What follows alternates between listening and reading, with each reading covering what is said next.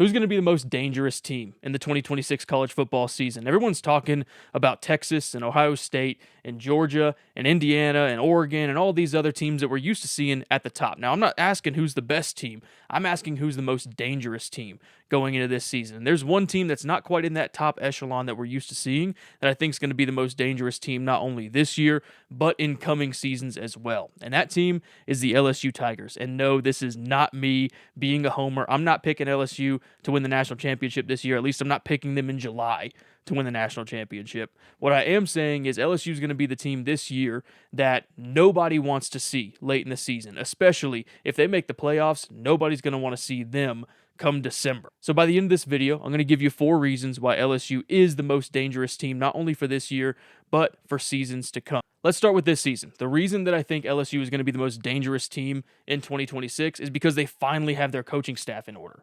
If you've been an LSU fan over the last 4 years under Brian Kelly, the coaching staff always just feels like it's a bit in flux. When you have Matt House as your defensive coordinator, Joe Sloan as your offensive coordinator, he got rid of Blake Baker, he got rid of Corey Raymond, he had to hire both of them back onto his staff after the fact.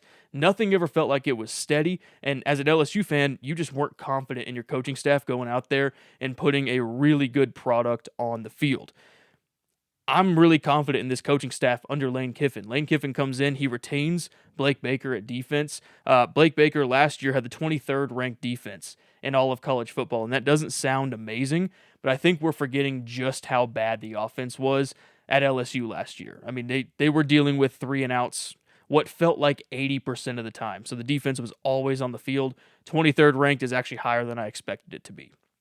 Lane Kiffin is also bringing Charlie Weiss Jr. over with him from Ole Miss. Charlie Weiss Jr., he's been the play caller for Ole Miss for the last handful of years. He's been Lane Kiffin's offensive coordinator for the last handful of years while he's been over at Ole Miss. He fully trusts him. He fully runs the offense, and I completely believe in Charlie Weiss Jr. if Lane Kiffin believes in him, because Lane Kiffin knows what he's doing with offenses.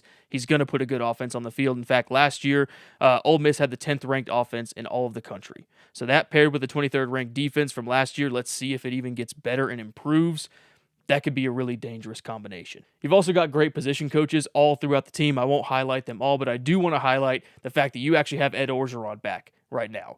Yes, he is the recruiting coordinator or the recruiting specialist, whatever they want to call him, but people also forget he was one of the top defensive line coaches over the last 30 years of college football as a whole, and because analysts can now help coach on the field in practice and on the field in games, you can bet he's going to be helping work up that defensive line. The second reason I think LSU is going to be the most dominant team come this year is because their roster is just that good. They've got a lot of players returning. They got a lot of new players they got in from the transfer portal, but this $40 million roster that Lane Kiffin has built is looking really dangerous. You got Whit Weeks returning on defense. You got DJ Pickett returning for his sophomore year. Deshaun Spears back at safety.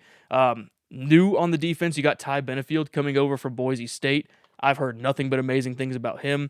Prince Willimon Mielen, the top pass rusher for Ole Miss last year, he's coming in. Jordan Ross on the other end of him. He hasn't lived up to his expectations, but a super high ceiling on that guy.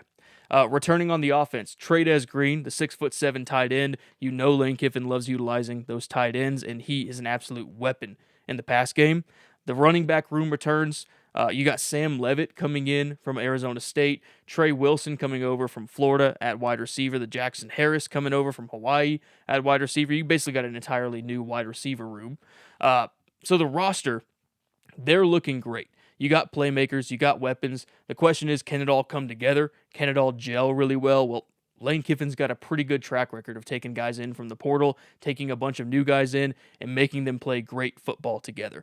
Just look at the last 5 years, especially last year with guys like Trinidad Chambliss coming in. They're essentially piecemealed team that they have because they are so reliant on the portal over at Ole Miss, or at least have been over the last 5 years. Yeah, I think this roster is a winning roster for Lane Kiffin. And the combination of the staff and the roster is exactly why nobody wants to meet LSU come late in the season or come December, because if they get hot at the right time, they are going to be incredibly dangerous and they can beat anybody in the country. Now that covers why they're going to be so dangerous this season, but what I'm really focused on is how good is LSU going to be in the future? What can we expect from them in years to come? Here's reason number 3 why I think LSU is just the most dangerous program in general. specifically for the future. Louisiana high school has an insane amount of talent. If you take a look at this graphic, this is the number of NFL players per capita by state. And if you zoom in here on Louisiana, you can see Louisiana actually has the highest number of NFL players per capita in the entirety of the United States. So Louisiana is such a talent-rich state at the high school level. And with LSU being the state's only flagship school, that means the vast majority of this elite talent is going to usher their way to LSU. Really, what we've found over the last handful of coaches that we've had is LSU mainly recruits itself. You don't have to work too hard to get the top talent in the state. So the high school players in Louisiana, they already want to play for LSU. But now you got a guy like Ed Orgeron in there who's already one of the top recruiters in the country no matter where he's at. He's even better when he's at LSU. He's coming in. He's going to try to lock down the state, and obviously they're going to go out of the state and get the best talent from wherever they can. The Louisiana high school talent, paired with Lane Kiffin's ability to evaluate players in the portal and bring in top talent there, I think this is going to be a winning combo. And finally, we get to point number 4 on why I believe LSU is going to be the most dangerous team not only this year, but in years to come, and that is that LSU, the institution, they're a winner. Lane Kiffin himself, he is a winner.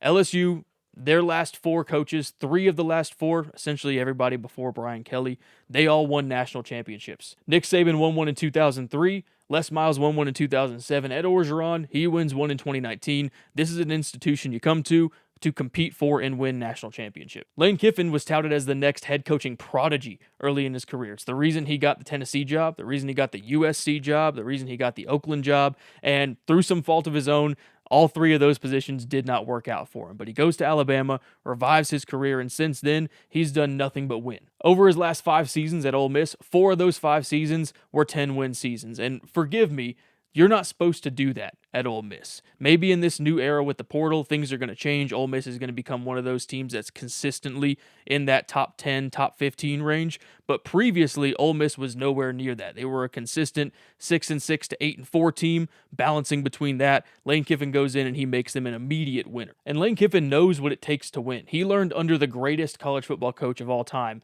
in Nick Saban. Think of all the other names that are in the Nick Saban coaching tree, like Curt Cignetti, Dan Lanning, Kirby Smart, Steve Sarkisian, guys who are running the sport right now. Lane Kiffin's in that as well. And so with all he learned in his failures early in his career, all he learned under Nick Saban at Alabama, all he's learned in his last 8 years as a head coach at FAU and then Ole Miss, I am confident that he's going to bring a winning culture to LSU. It doesn't mean it'll happen this year, but the future definitely looks bright. Let me know what you think. Is LSU going to be the most dangerous team coming into this year and for years to come? Is there a team that I'm completely overlooking that you think is going to be more dangerous than LSU? Again, not only this year, but in future years. I'd love to hear what you have to say in the comments. Subscribe if you love college football and you want to see more content like this, and we will catch you again in the next video.